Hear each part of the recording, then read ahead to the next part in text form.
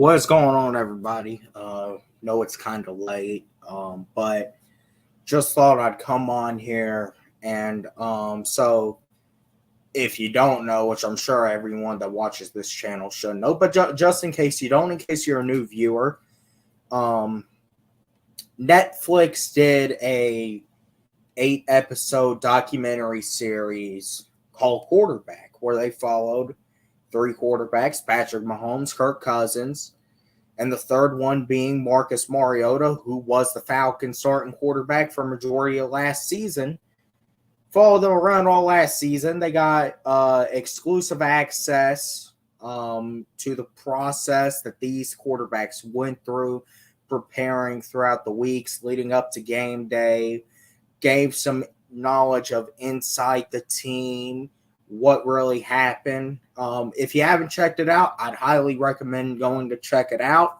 If you haven't checked out and you don't want to be spoiled, you probably need to go watch this first before you watch this. But if you don't care about being spoiled or you've already watched it, this is really where I'm going to review it from a standpoint of just Marcus Mariota.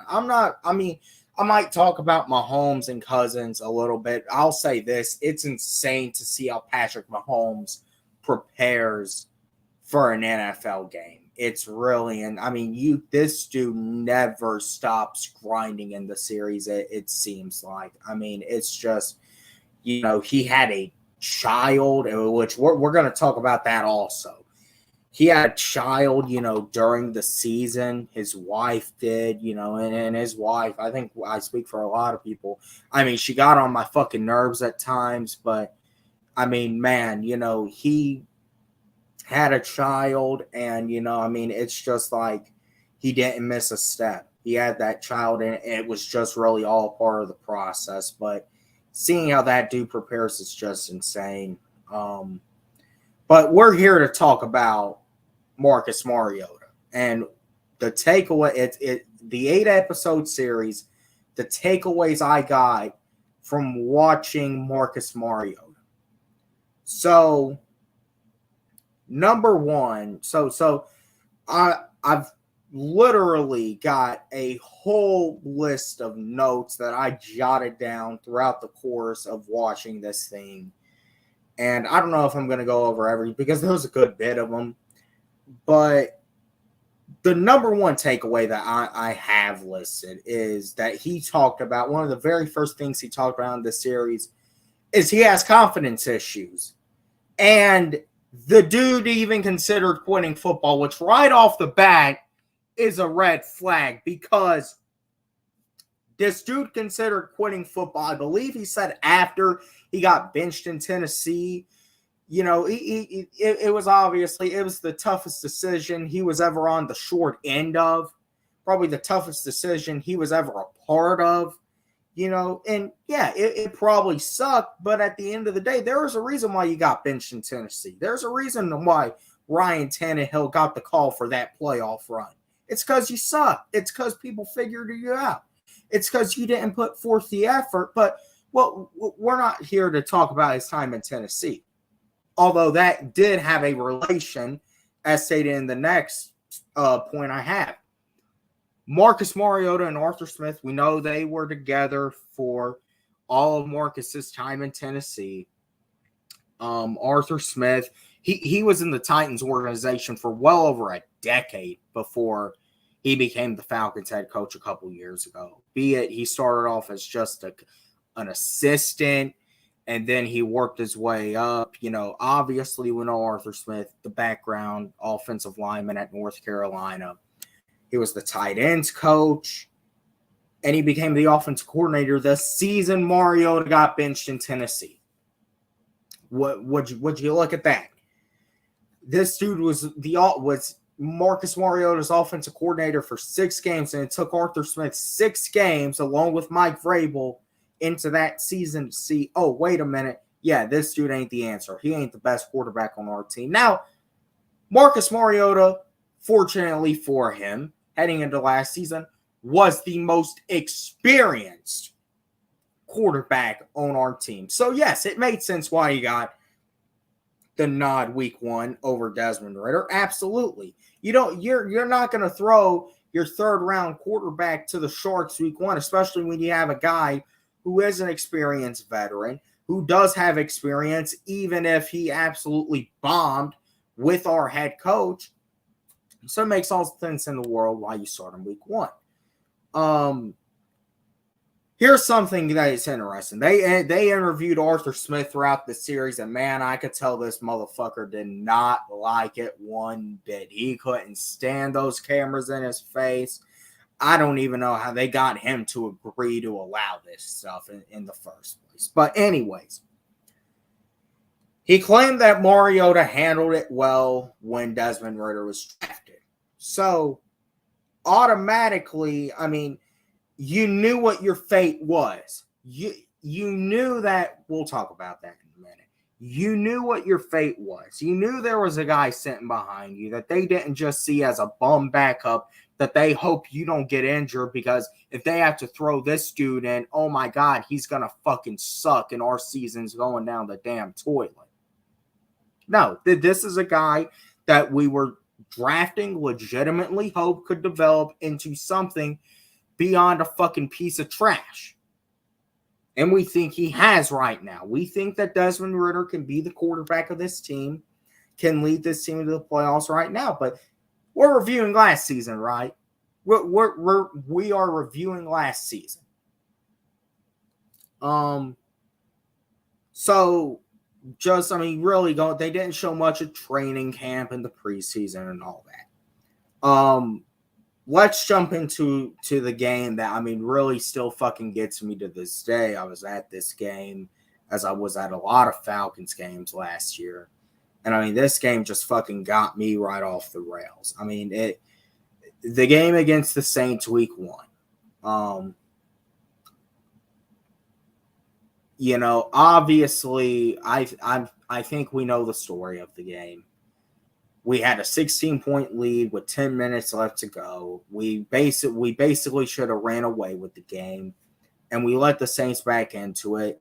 The defense is not off the hook for that. You know, A.J. Terrell, he had an awful fourth quarter. Michael Thomas absolutely just embarrassed him.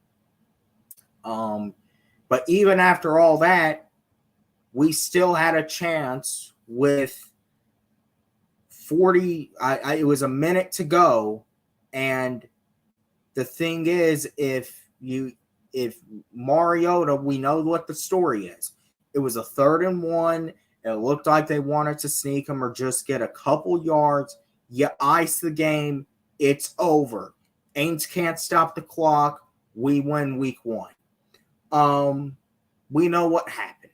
Mariota, he fumbled the snap on 3rd and 1. Somehow it wasn't a miraculous loss. He still almost got the first down, even with, you know, the bullshit bobbled snap, which you can contribute Drew Dalman to that. But at the end of the day, Marcus Mariota is a veteran. He should understand that Drew Dalman, this is a guy, 2nd year in the NFL, his first full season starting at center. You as a veteran should be willing to make those adjustments to your center. But anyways, this is what the note states. So we know, so when they got off the field, obviously you can tell Arthur Smith is fucking pissed. Mariota's praying to God that the defense can save his ass. Obviously they didn't. Momentum was clearly on the Aints side. They kicked the game-winning field goal. Mariota, after this game, claimed, "We'll get them next time."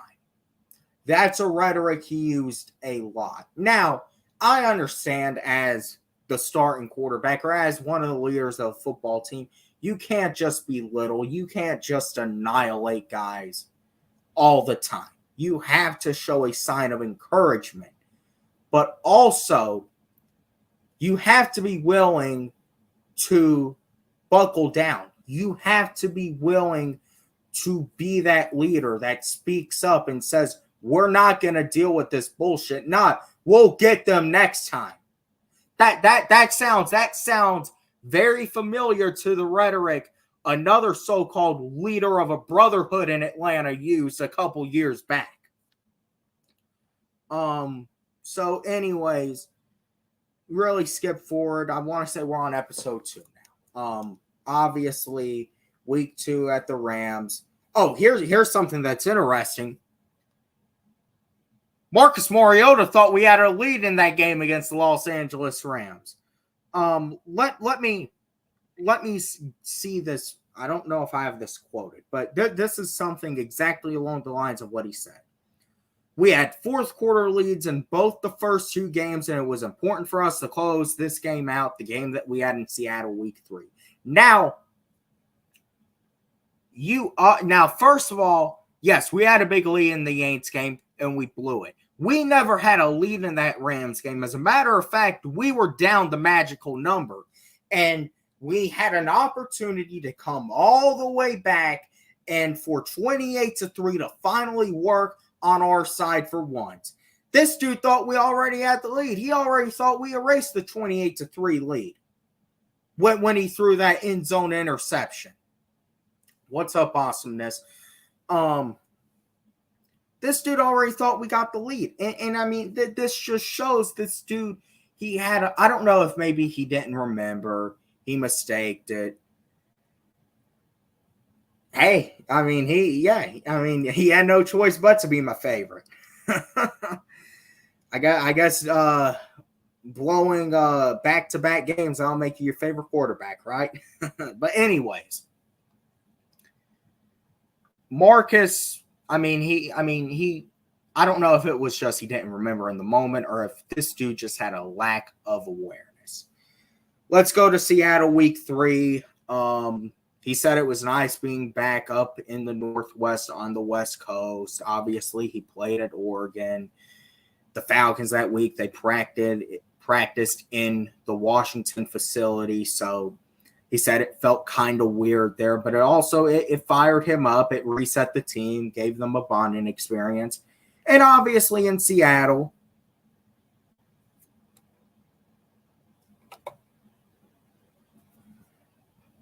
I don't think he comes around these streets, and it's probably best for him.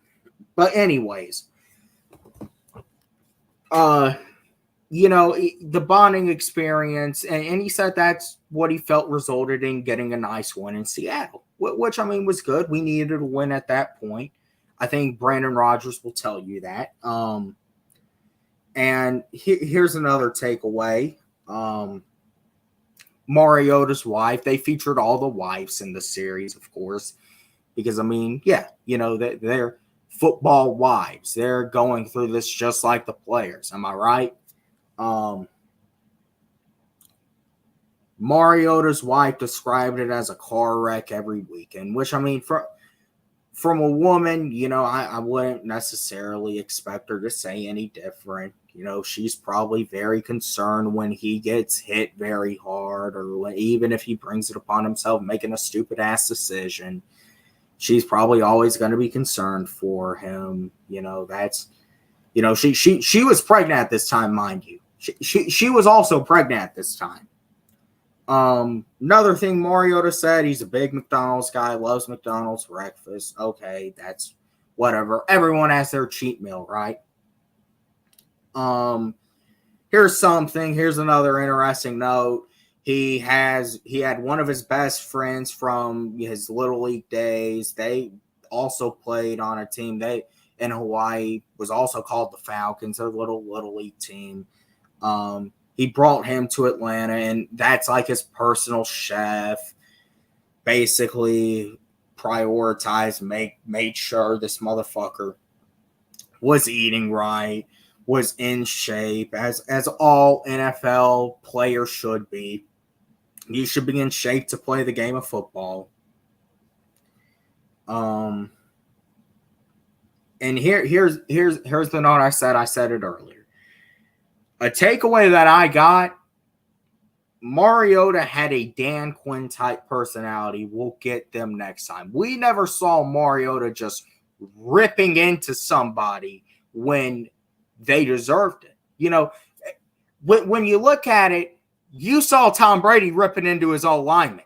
You saw Tom Brady ripping into his receivers. That's what the greats do. Heck, Matt Ryan. Matt Ryan was ripping into his O-line when his O-line was having him put on his ass every game. Matt Ryan did not feel sorry at all. He did not mind telling Mohamed Sanu, get fucking set on the field. That's tough love. That's what a brotherhood is. Not, oh, we'll get them next time. I'm not trying to make everyone feel better. It's and trying to pleasure them after a tough loss or someone made a fucked up play. No. You tear them down and then you build them back up. That's what it is in the game of football. But Marcus Mariota was clearly too scared as the leader of this football team, the general of this football team on the football field to do that. Let's see, where are we? Let's get into this game versus Cleveland for a second.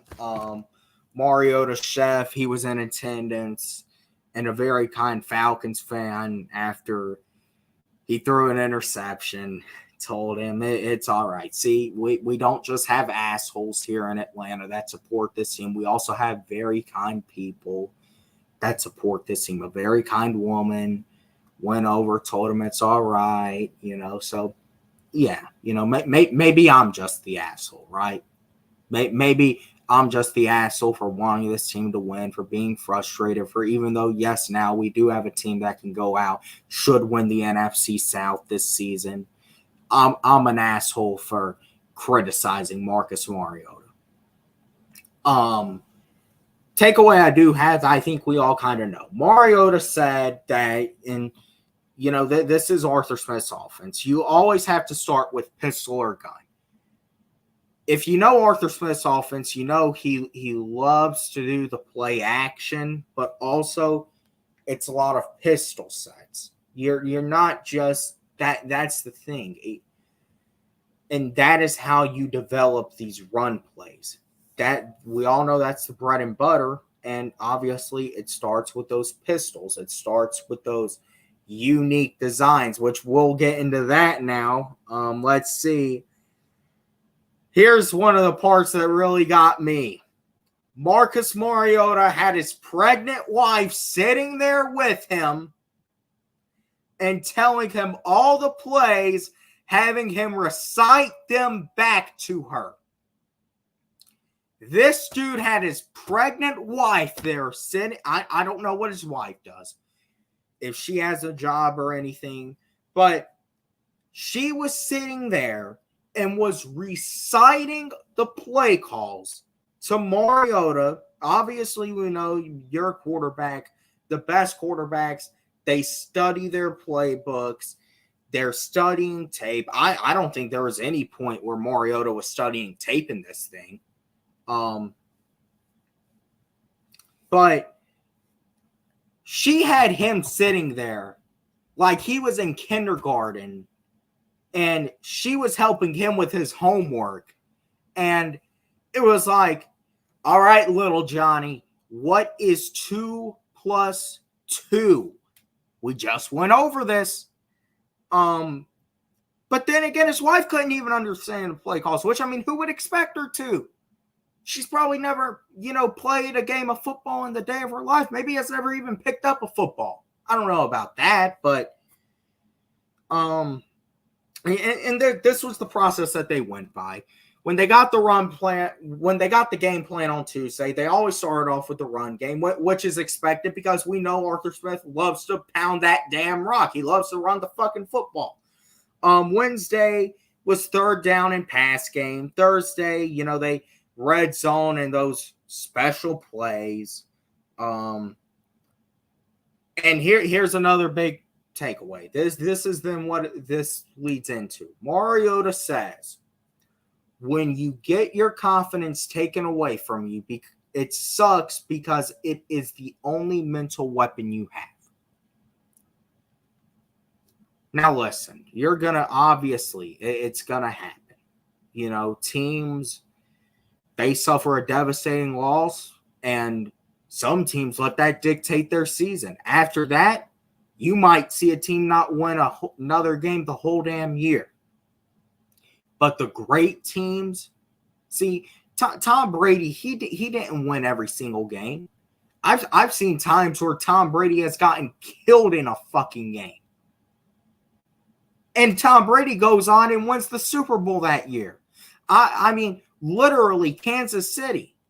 They were what, 3-4 a couple years ago? They went to the AFC Championship game. We're on the cusp of going back to the Super Bowl.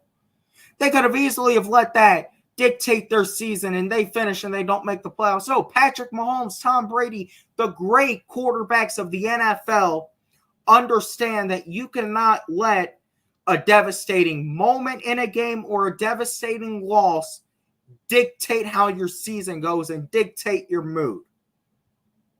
Hey, Kirk Cousins even said it. After they got killed by Dallas last year, they had no damn time to dwell on that game because they had to face New England on Thanksgiving, and they won that game on Thanksgiving. But the reason why Marcus Mariota is always going to be a journeyman in the NFL is because when he fucks up, he is not willing to take responsibility, think long, deep, and hard. How can I get better? Just, oh man, how do I come back from this? No. How do you get better?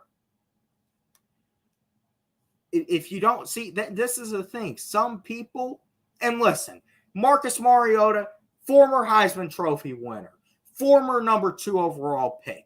He got farther with his football career than 99.99999% of people who have ever played football have. He got to the NFL.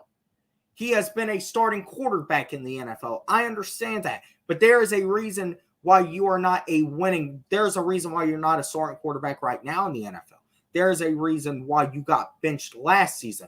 We'll get into that in a minute. But part is because you let your confidence dip and you didn't know how to bring it back up. Here is something that obviously is great. All the players do. They did a lot of charity stuff, which was great. It's great to see, obviously, good people. You know, these are good people. You can be a good person and play the game of football. That doesn't make you the best at what you do. That might make you the best at Make-A-Wish. That doesn't make you the best on the football field. There's a big difference.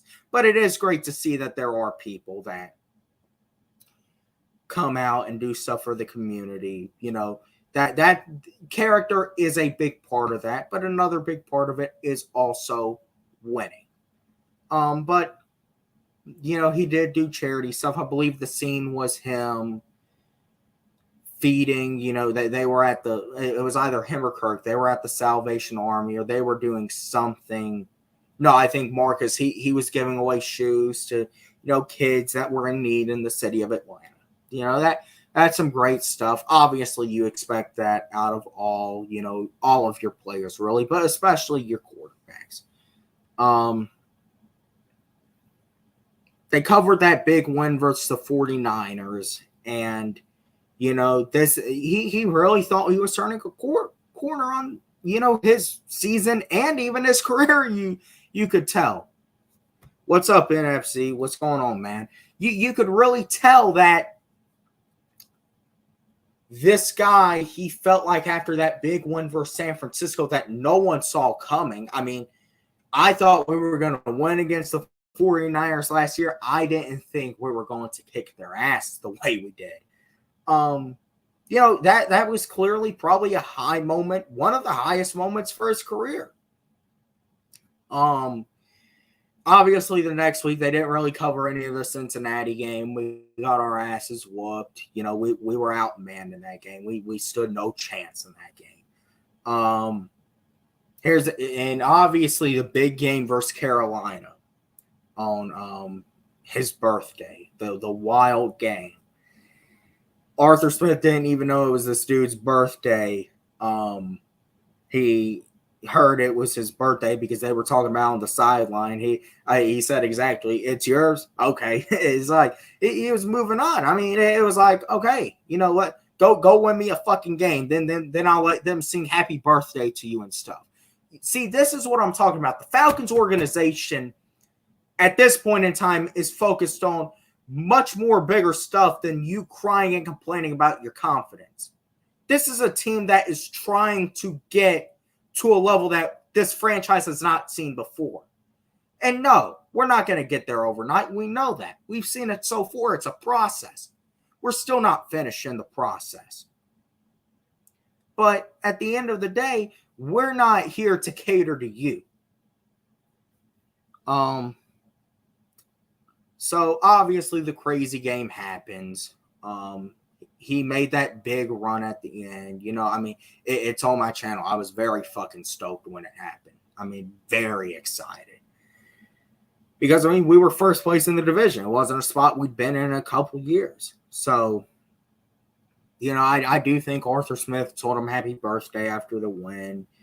And then they show the clip where he's helping his wife. They're putting together their daughter's crib, and he says he's not the most handy person in the world. Well, I think we can tell that. And then we get into the bullshit. We start to hit the climax. And way down we go. Go. If you watch the series, you know what I'm talking about. They played that song. I mean, fuck, you overthrow. You think either Kyle Pitts is 20 feet tall or 20 feet wide or whatever in that game against the Chargers. You were thrown to Jesus on Thursday night against Carolina. All right, you won against Chicago. I more so credit the defense for making plays with that. But hey, you were a part of that team win. You had a minute to go. You were down by 6 in Washington. Down at the 5. You had an opportunity to win it. And you threw an interception. And after that, your fate was sealed. You had no confidence in yourself. Against Pittsburgh, I mean, it was just absolute bullshit. You know, obviously that game, you know, we got ran all over by the Steelers. But, I mean, obviously last chance, no one thought you were possibly converting that third down. And then after that, he describes it as a little bit of a dull offensively. A little bit, no, more like a fucking gallon load. That might be even putting it lightly. And here's something, and we know which play he's referring to particularly. My selfish attitude of always trying to make a play can get me in trouble. Well, I mean, no shit. We saw it. I saw it live. I mean, what the fuck were you trying to do? Had you not been praying? Did you not pay your tithes? Were you trying to ask for forgiveness? I mean, what? You didn't take the fuck. I mean, what? Now, some people will debate against Washington. Should we have ran it? You can argue that if we did, we would have got the touchdown. Washington also has one of the best defensive lines in the league. So I wasn't necessarily against throwing the football, but at the end of the day, you didn't make the fucking read. They also made a nice play on the football, but you put us in that situation still. I mean, that whole game. I mean, it's, let's see, where are we now? And then we get to the point where, okay, we know that Desmond Ritter's coming. It's about damn time. We've seen what you've had. The bye week is here. It's a late bye week. We have 4 games left. As much as we hope we can turn around and win this shitty division, you know, odds are we probably won't. So let's just see what we have in Ritter. And during the post-game press conference, Marcus Mariota was asked about a change at quarterback. He said, that's not where my head is at right now. But then he described it as a dark place when being talked about losing his starting job. You can tell this dude, it was a dark place. It was hard times, whatever the hell you want to call it. I mean, it was probably one of the toughest moments. He was guaranteed this spot he signed a 5-year deal. We were going to make him our franchise quarterback. You know, he was a solution. We were going to ride this thing out. We were going to see where it went until the thing just couldn't move anymore. Until there was no damn pulse left, we were going to stick with you. Am I right? I think I am. So, here's another thing, too. Why the hell would this be a dark place for you? Were you nervous about? I mean, granted, you know, there's a reason why I might not even want to have children, seeing how these fucking kids are turning out nowadays. But, I mean, regardless, you know, if you're so excited to have a child, you know, with this woman that you've known for a minute, you know, why would that be a dark place at all? I mean, what? You fucked up at work, but you're still a millionaire. You still have you get paid millions to play a game that kids play. Let's face it. And we all know that. So anyways, when Mariota was told he was being benched that Thursday, he texted his wife the day after she had their baby girl and said they're going in a different direction, aka get the fuck out of here. Let's see what we really got in the guy that we really think can do something for us. And then after that, you know, they left the team and they did the whole speculation. They played clips from Dukes and Bell talking about all of it. Oh, Marcus Mariota quit the team. I don't know if they were trying to paint us in a bad light for wrongly accusing him or not. But let's see. Arthur Smith, he described it as a rough patch. You know, I mean, obviously you can tell Arthur was, you know, keeping a lot of stuff back. And that, you know, naming Ritter the starter could get us out of the rough patch. You know, or at least you hoped, or what you really hoped is, okay, let's see what you got, kid. And then after that, he told Marcus Mariota playoffs are a long shot, which, I mean, you have to face reality. Playoffs were a long shot because this motherfucker, he helped cost us a game versus New Orleans. He helped cost us a game versus the Chargers. He helped cost us a game, there were many of games we could have won last year, but I really look at those Saints and Chargers games as those are the two games that could have easily have won a different way, but they didn't. Woulda, coulda, shoulda. That's a different universe. And then this is it. This is Marcus Mariota. They caught up with him in Vegas. You know, he got his little procedure done, this and that. You know, the guy's really been injury prone most of his career anyway. And he was in Vegas in January. He already had his entire family out there.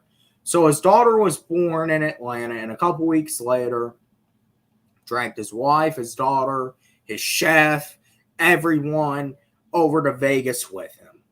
I would have actually liked to heard from the chef a little bit more, because we only heard from him at that one point. What were all of his thoughts on this? Or did he just think we were fucking assholes? I don't know. But anyways, he said, I don't know why it had to be that narrative in terms of, let's see. In FZ, I do not want Trey Lance. I'm fine with Ritter. and that's what I'm really going to say. I'm absolutely fine with Desmond Ritter. And I think they've you know, it's not the Ritter show. We're not asking Desmond Ritter to go out and, you know, be a world beater. He just has to go out and go along with the flow, really. We got B. John, we got Algier, we got CP. I mean, he's got Drake London. Yeah, I mean, the weapons are there. The defense should make a significant improvement. I mean, hey, and I think even if, I mean, we haven't seen, I mean, Trey Lance has been in the NFL a year longer than Desmond Ritter, and he was taken number 3 overall. Desmond Ritter is a 3rd round pick, and we've seen Trey Lance play 4 games, I believe he started, and Desmond Ritter, I mean, he started 4 games as well. So, I mean, that the way I see it, that's San Francisco's problem. I don't want any part of Trey Lance. But anyways, let's see. Where are we now? Okay, so we were talking about he thought that it shouldn't have been the narrative that he quit. But why? Why do you think that? That's exactly what happened. Why should we sugarcoat?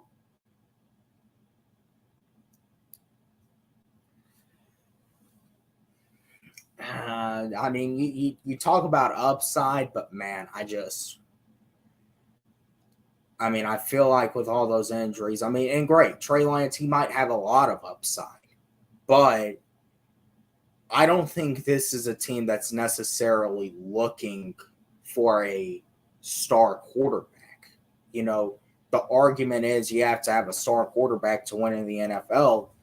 I mean, the word on the street says we got a superstar running back, you know, and I think that's what Bijan's going to be. We haven't seen Bijan take a snap yet in the NFL, but I think Bijan Robinson, but I mean, there's plenty of weapons for Desmond Ritter to, and even if that is the case, I think it's just I feel like it's too late in the process, in my opinion, to trade for Trey Lance, because I feel like we've already put enough stake in Ritter to where, I mean, I feel like you got to roll with him.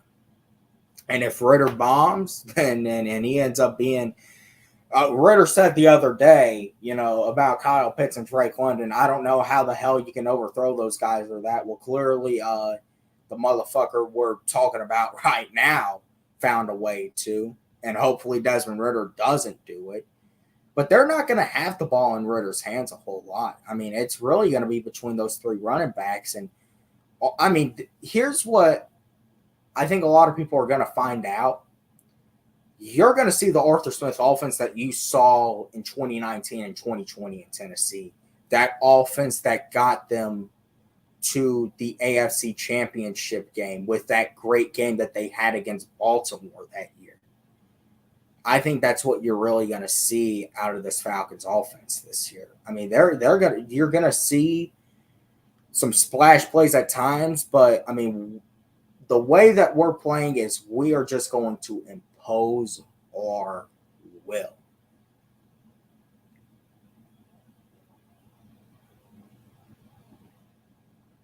Bijan can't be successful without a good passing game. Well, here's the thing. We're using the running game to set up the passing game. So, I mean, the running game is really where it all starts in this offense. Now, I understand the skill set with Bijan. He can catch the ball out of the backfield. You know, he can play slot. That's amazing. I expect that to happen. But number one, we got one of the top run blocking O-lines in the league. And number two, if our defense can set the tone early, then you just allow your running game to go out there and you just wear these teams down. So I think that's where, and it's not just Bijan, it's Algier, it's CP. Maybe if we see something in Caleb Huntley after he's fully recovered. But I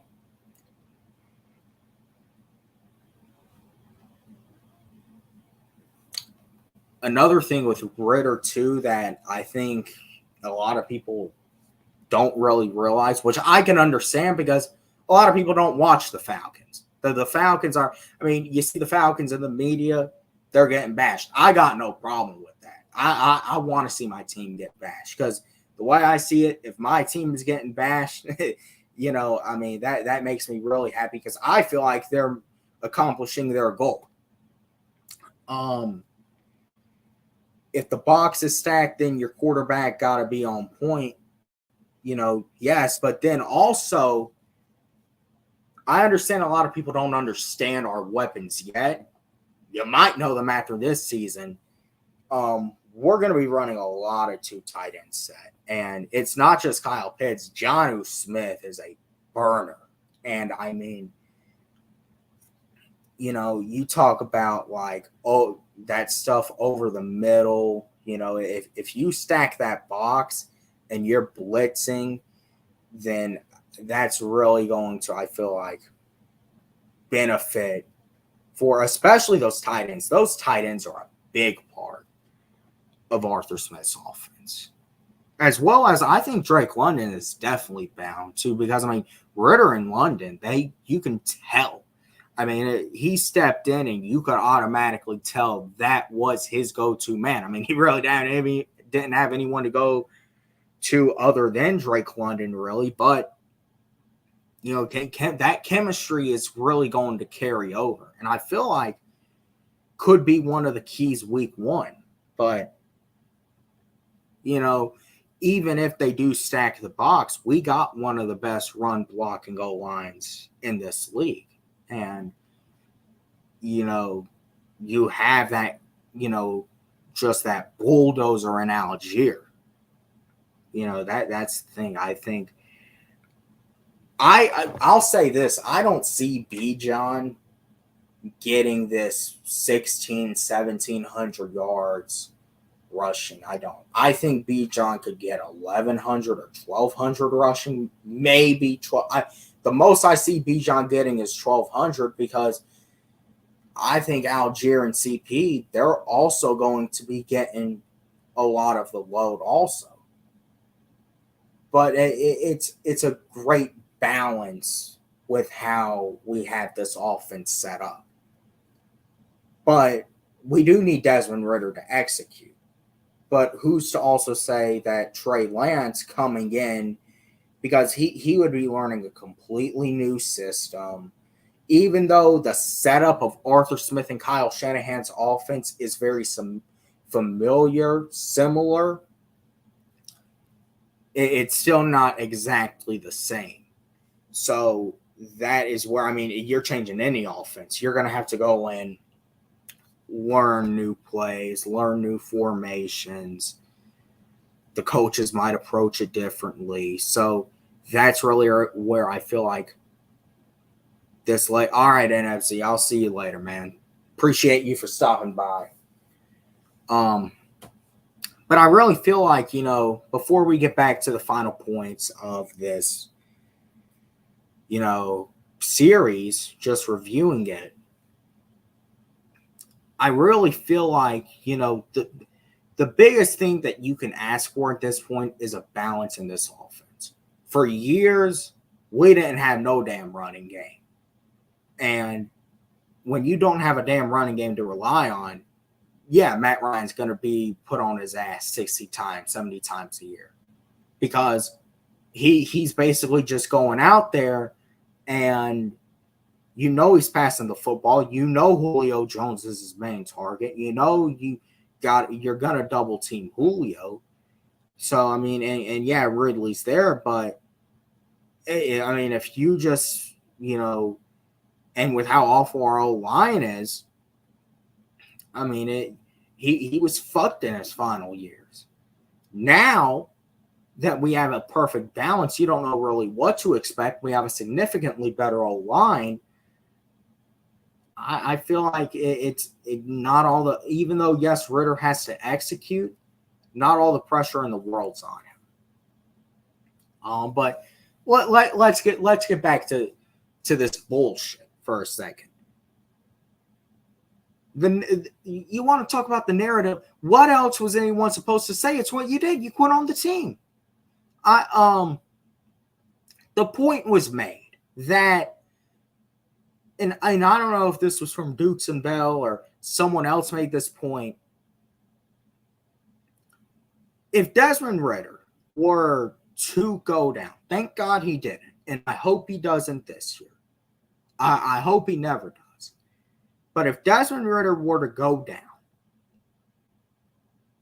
what? We would have had who is that guy backing up Ridder in the final 4 games? Oh, what? Logan Woodside, his name was? That would have been your quarterback? Really? Well, Mariota's just sitting his ass in Las Vegas doing whatever the fuck he's doing. I mean, his wife is breastfeeding. The only thing he's really having to do is fucking change diapers from time to time. What would he have been doing? Have his finger up his ass? I mean, that shit just makes no sense to me. It really doesn't. And get this. He thought he was making a great decision for everyone involved and felt he gave his all to the team. So the same guy that fumbled away a week 1 win, fucked up a big time comeback in LA. Let's see what else happened. Let's go through all the bullshit. Couldn't even get the engine started until the 4th quarter in Tampa Bay. Cincinnati, I'm not really going to hold against him because let's face it, we were doomed from the start that day. The guy that, even though, yes, it was a great win against Carolina, almost about damn fucked the game up for us. The guy that literally fucked up the game versus the Chargers for us. I mean, Kyle Pitts was open. I'm sure I know, I don't know if it was Drake London or someone else. I know he missed someone else in that game too. But yeah, Kyle Pitts should have had like close to 200 yards that game because they couldn't block the damn dude. But Marcus Mariota also thought Kyle Pitts was either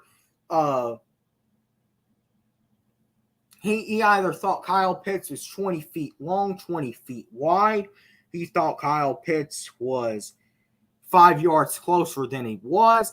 I don't know what it was. The dude has a lack of awareness. This is why he's not a NFL starting quarterback.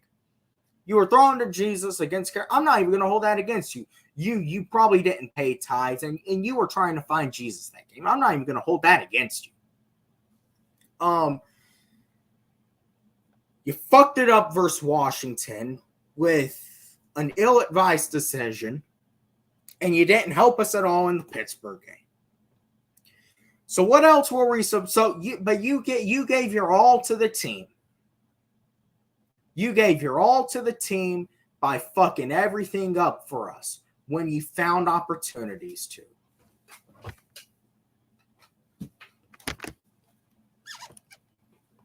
Hey, I guess that's giving your all to the team. And I guess even though you never see, this is what the great ones in the NFL, the great players, they play every single down like it's their last. I'm not saying Desmond Ridder is a great NFL player yet. I'm not even saying he's a good NFL player yet. We have to see what Desmond Ridder can be. But I believe that if we just throw our back behind, if we throw our support behind Desmond Ridder and we let this dude go out and do his thing,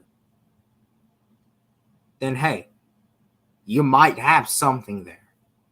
People forget Matt Ryan's first few years, he really played more so the role of game manager. Now, as long as Arthur Smith is here,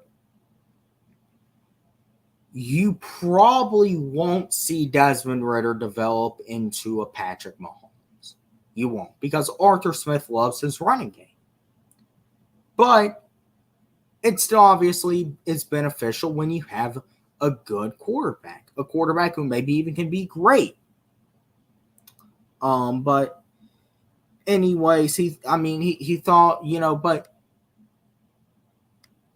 to the point, you thought you made a great decision for the team walking away.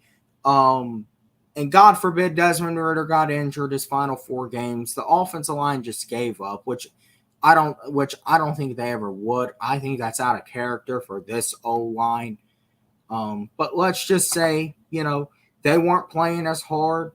They let and say Desmond Ritter got fucked up that first game versus the Saints, knowing how the Falcons and Saints games are played. And we had Logan Woodside at quarterback our final 3 games. That I guess that's making the right choice for your team. Arthur Smith, he said he loved Marcus and was thankful he got to spend time with him. He said there's life out of the facility. I'm sure he liked the guy who Marcus Mariota was. The guy who Marcus Mariota was, even though he did come off as a little bit cocky football-wise, and I would say he's even a little bit of a coward. I don't think he's a bad guy. I can tell that. He seemed like an all right dude.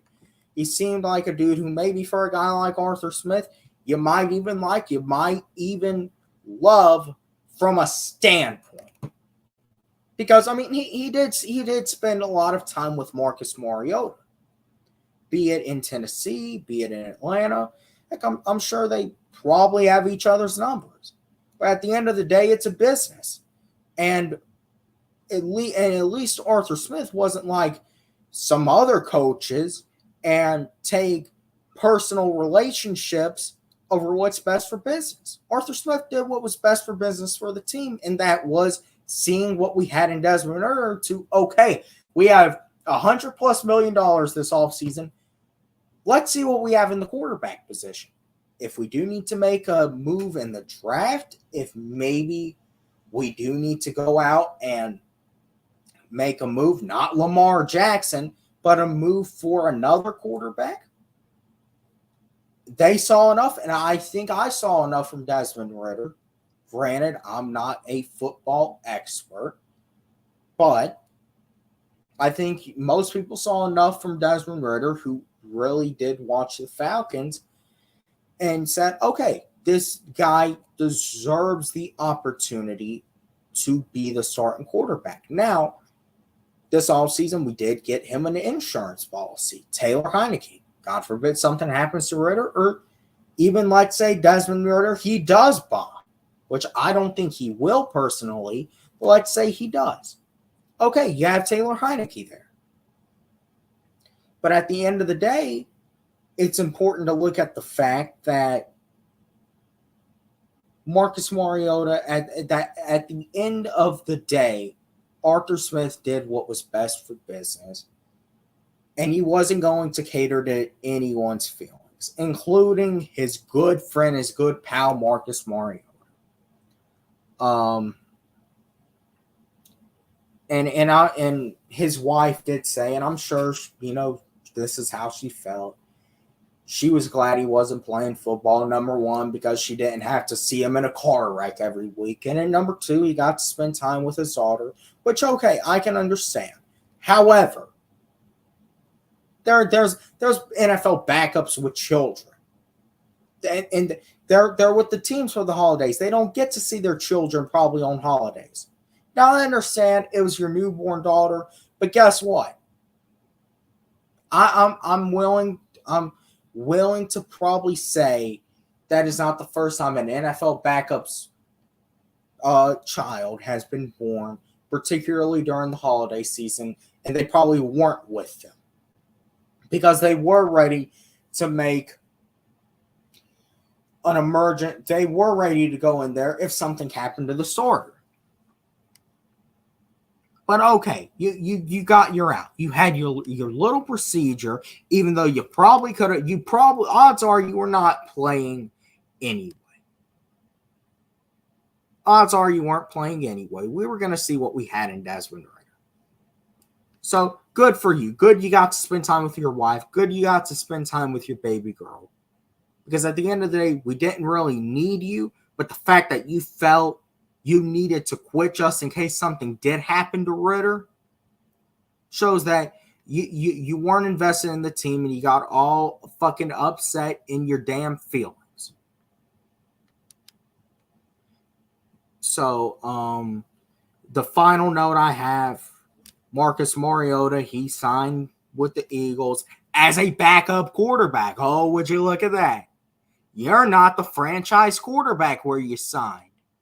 You know who the franchise quarterback is. It's the dude who literally they were talking about as the losing Super Bowl quarterback should be Super Bowl MVP. Would you look at that? Now you're ring chasing. All right. I'm clearly not good enough to be an NFL quarterback. One of my good pals, someone who I've known for years, making a business choice, it deteriorates my confidence. I don't think I can be an NFL quarterback. I'm going and I'm Philadelphia. They're the best team in the NFC, right? I think I can win a ring in Philadelphia. He signed with the Eagles as their backup quarterback. And he said, he felt that the Eagles were good to him throughout the process, and he's going back to the East Coast, but hey, that's really my review. As far as some other stuff goes, it's just insane to see how Mahomes prepares. Kirk Cousins, I'll say this. I think from what I saw, Kirk Cousins, he's a great dad. He takes Tuesdays completely off. He doesn't do anything football related on Tuesdays, and he'll just spend 8 hours in Barnes & Noble. Meanwhile, Patrick Mahomes is in the fucking gym on his off day looking to see how he can win another fucking ring. I think you see who the good from the great are, and I think you see who the good from the absolute bullshit and cowards are. So with that being said, let's see. We're about 5-6 days away until the Falcons report to training camp. It's a new year. It's a new mentality. It's a new team. It's a new setup. It's a new process that we're going by. This isn't the Atlanta Falcons team you've seen for the past few years. I firmly believe this is a new Falcons team. We are truly in a new era of Falcons football. You're not just going to laugh anymore and say that's the Falcons. That's a guaranteed win. You might be looking at the Falcons with a little bit of fear in your eyes. Content will be picking up on the channel, though, here. Coming up in the next few weeks, preseason starts, and I want to say we're now 3 weeks from the start of preseason. So we're about now, I want to say 2 weeks from the Hall of Fame game. So, we're basically here. This is where we are. And we're basically here. So buckle up for another long, great season. And with that being said, I'm out.